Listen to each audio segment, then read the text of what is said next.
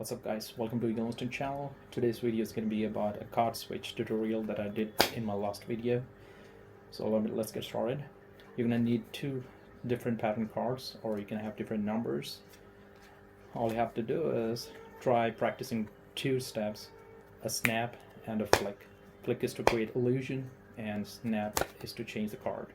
So let me show you in slow motion. It's going to be snap and switch.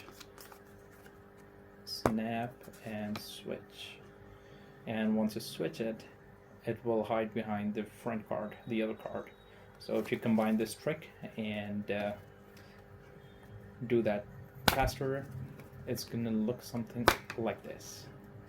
So try slow, and once you get better with this, I'm sure you're gonna be doing it in a pro way.